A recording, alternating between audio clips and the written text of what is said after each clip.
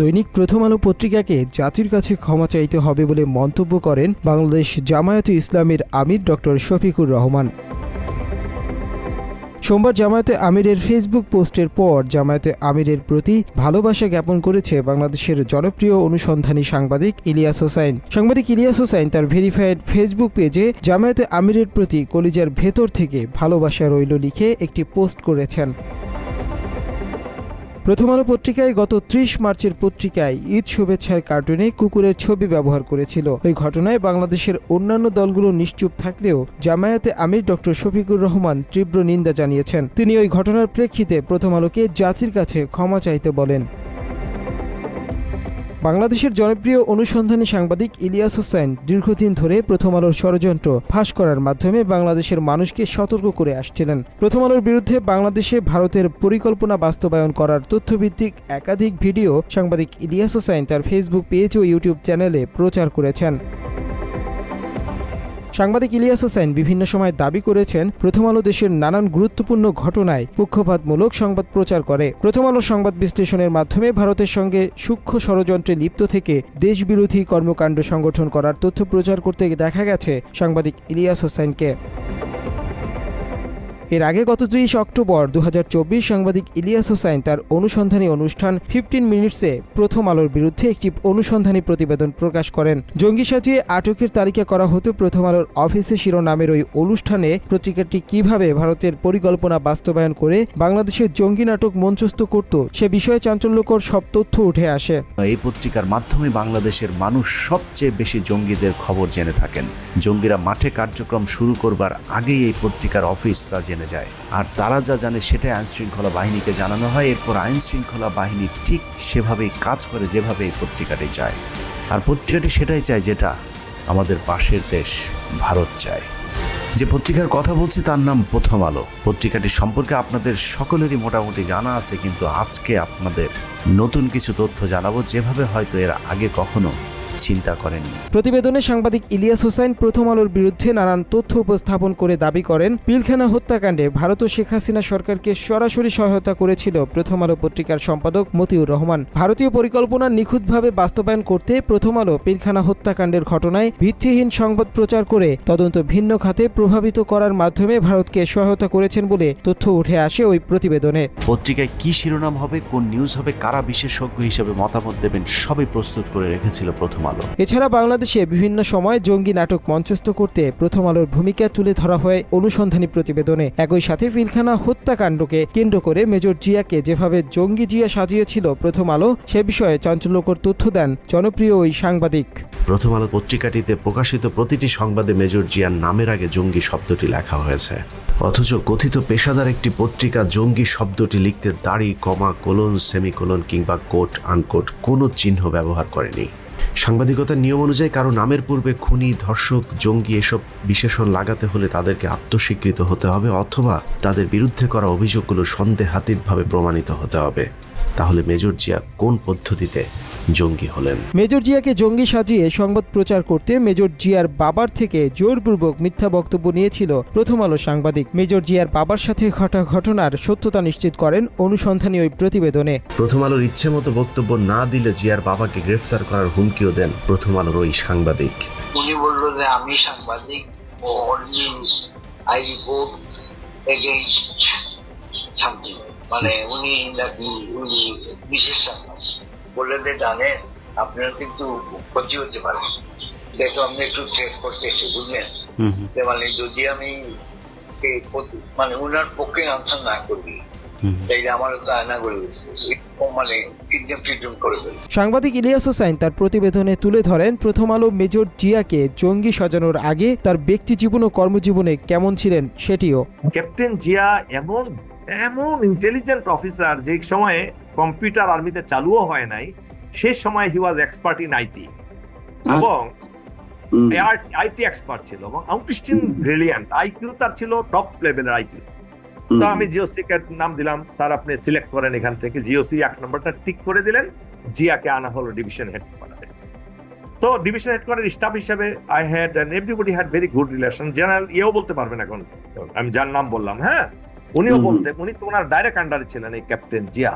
তার কাজকর্ম এত সুন্দর, এত গোছালো, যে একজন সামরিক অফিসার যেটা হওয়া উচিত। মাত্র 30% টাকায় জমির মালিক হয়ে নতুন বাংলাদেশের গড়ে তোলার স্বপ্ন দেখা বাংলা বসতি। এছাড়া সাংবাদিক ইলিয়াস হোসাইন আরেকটি অনুসন্ধানী প্রতিবেদনে 2004 সালের 21শে আগস্ট গ্রেনেড হামলার ঘটনাতেও প্রথম আলো ভারতের ষড়যন্ত্রের সঙ্গে লিপ্ত ছিল বলে অভিযোগ করেন। ওই ঘটনাতেও ভারতকে বাঁচাতে প্রথম আলো ব্যাপক ভূমিকার তথ্য তুলে ধরা হয়। ভারতের অব্যাহত চাপের পরেও 21শে আগস্ট নিয়ে স্বচ্ছ তদন্ত চলতে থাকায় সব গোমর ফাঁস হয়ে যাবার আশঙ্কা দেখা দেয়, আর তাতেই প্রথম আলোকে মাঠে নামায় ভারতকে বাঁচানো সেই লড়াইয়ে প্রথম আলো যা করেছে তার প্রতিটি পদক্ষেপ ছিল ভয়ঙ্কর দেশবিরোধী। 21 আগস্ট গ্রেনেড হামলার ঘটনায় আলোচিত জজ মিয়া নাটক মঞ্চস্থ করেছিল প্রথম আলো। জজ মিয়া নাটক মঞ্চস্থ করে সারা বাংলাদেশে আলেম নির্যাতনের ঘটনা ঘটায় পত্রিকাটি। এ বিষয়ে অনুসন্ধানী ওই প্রতিবেদনে চাঞ্চল্যকর তথ্য প্রকাশ করা হয়। প্রথম আলোর ওই ট্রাম্প কার্ডের উপর ভর করে বিএনপি, জামায়াত এবং সর্বোপরি বাংলাদেশের আলেম সমাজের উপরেই গেল 15 বছর ধরে চলেছে নির্মম জুলুম, নির্যাতনার গণহত্যা। একটা গণমাধ্যম চাইলে কত ধ্বংসযজ্ঞ চালাতে পারে তার নিকৃষ্ট উদাহরণ 21শে আগস্টের গ্রেনেড হামলা নিয়ে প্রথম আলো যে খেলা করেছে সেটি। গ্রেনেড হামলার ঘটনায় ভারতের সম্পৃক্ততা আড়াল করতে জজ মিয়া নাটক শুরু করেছিল প্রথম আলো। ওই ঘটনার সত্যতা নিশ্চিত করতে সিআইডির তৎকালীন বিশেষ পুলিশ সুপার রুহুল আমিনের সাথে কথোপকথনের একটি কল রেকর্ড প্রচার করেন সাংবাদিক ইলিয়াস হোসাইন। এই মামলাতে এই যে জজ মিয়া যে নাটকটা বলা হয়েছিল ওই সময়ে, যে জজ মিয়া নাটক, এই জজ মিয়া নাটকটা আসলে আপনারা কেন সাজালেন? এটা কেন করতে হলো? এটা শুরু করলো প্রথম আলো, কি জানি নাম সুন্দর মতো একটা সাংবাদিক, বুঝছেন, টিপু সুলতান টাকা দেয়, এটা করে সেটা করে, টাকা দেয়, মান্থলি দেয়, এটা দিয়ে শুরু করলো। পত্রিকাটি সে সময় জজ মিয়াকে নিষ্পাপ দাবি করে ধারাবাহিক সংবাদ প্রচার করে গোয়েন্দা সংস্থাকে প্রশ্নবিদ্ধ করেছিল বলে জানা যায়। তবে অনুসন্ধানী সাংবাদিক ইলিয়াস হোসাইন তার প্রতিবেদনে জজ মিয়ার বিরুদ্ধে একাধিক মামলার সত্যতা তুলে ধরেছেন। জজ মিয়া তার জবানবন্দিতে আরেকটি মামলার কথা স্বীকার করেছেন। সেখানে তিনি বলেছেন তিনি টিকাটলি অফিসার হলের পেছনে মেসে থাকতেন। সেখানে থাকাকালীন পুলিশ তাকে মেসের চৌকির নিচ থেকে বোমা ও অস্ত্র সহ গ্রেফতার করেছিলেন। সেই মামলায় তার 7 বছর জেল হয়েছিল। 2 বছর পর তার বাবা মা তাকে জেল থেকে জামিনে মুক্ত করান। জজ মিয়া নাটক তৈরিতে অর্থ বিনিয়োগেরও তথ্য প্রকাশ করা হয় প্রতিবেদনে। প্রথম আলোর সাংবাদিক জজ মিয়াকে মিথ্যা বলার জন্য নগদ অর্থ ও চাকরির প্রলোভন দেখিয়েছিল বলে জানায় জজ মিয়া। প্রথম আলো আপনাকে কি কি সুযোগ সুবিধা দিয়েছে, কি কারণে প্রথম আলোর কথায় আপনি সব জায়গায় যাইতেন, প্রথম আলোর অফিসে যাইতেন? প্রথম আলো আপনাকে কখনোই কোনো টাকা পয়সা দেয়নি? হ্যাঁ, 2 লক্ষ টাকা আমার ট্রিটমেন্টের জন্য দিচ্ছে। এটা তো আমি কেউই আপনাকে টাকা টুকা দেয়? ওটা তো হয় নাই ভাই। তারপর মনে করেন আমি আরো টাকা ঋণ করে মনে করেন এই 2 লাখ টাকার অনুদান যে আপনাকে কে দিছে? এটা টিপু ভাই। টিপু? হ্যাঁ, টিপু সুলতান। মানে না, সেগুলি জানি। তারপরে আমি একটা কর্মস্থানের ব্যবস্থা করে দেন, পরে বলছে ঠিক আছে দেখি আমরা একটা তাৎক্ষণিক ব্যবস্থা করে দেব। দেশে ভারতীয় গোয়েন্দা সংস্থার অপতৎপরতার পর ঘটনার দায় থেকে ভারতকে আড়াল করতে সবসময় কাজ করে ভারত নিয়ন্ত্রিত ওই পত্রিকাটি, যে কারণে বাংলাদেশের সচেতন মানুষেরা পত্রিকাটির সম্পাদক মতিউর রহমানকে ভারতীয় রয়ের এজেন্ট হিসেবে চিহ্নিত করেছে বিভিন্ন সময়ে। অভিযোগ আছে বাংলাদেশকে অস্থিতিশীল করতে সকল প্রচেষ্টা ভারতের পক্ষ থেকে করা হয়। এক্ষেত্রে তাদের পরিকল্পনা বাস্তবায়নে বাংলাদেশের হয়ে কাজ করছে ভারতীয় মদতপুষ্ট গণমাধ্যমগুলো। হয়েছে কি ভাই, আমাদের জঙ্গি সংগঠন বা বাংলাদেশটা অস্থিতিশীল করার জন্য সকল প্রচেষ্টা সর্বসময়টা ভারতের, যেই ফর্মেই হোক। জেএমবিটা কিন্তু আপনার ওই যে বলে না, চরমপন্থী দলকে নির্মূল করার জন্য তারা সৃষ্টি হয়। প্রথমেই দর্শন ঢুকাই দেয় ভারত যে তুমি এই কাম করো, এবং তার যে এক্সপ্লোসিভগুলি দেওয়া হয়, পাওয়ার জেল, প্রত্যেকটার গায়ে লেখা মেড ইন ইন্ডিয়া। আওয়ামী শাসনামলে পত্রিকাটি বাংলাদেশকে বহির্বিশ্বে জঙ্গি প্রমাণ করতে সবসময় তৎপর ছিল। জঙ্গি সাজিয়ে বাংলাদেশের আলেমদের গ্রেপ্তার করাতেও ভূমিকা রাখত পত্রিকাটি। এছাড়াও গ্রেপ্তার হওয়া আলেমদের দোষ স্বীকার করে নিতে অমানবিক নির্যাতনের সাথে যুক্ত থাকতেন প্রথম আলো পত্রিকাটির কর্তৃপক্ষ। ওখান থেকে আমি পরিষ্কার দেখতে পাচ্ছিলাম যে প্রথম আলো পত্রিকার মধ্যে সামনে লেখা, এবং শিরোনাম মতো আমি দেখে ফেললাম ওখানে লেখা আছে যে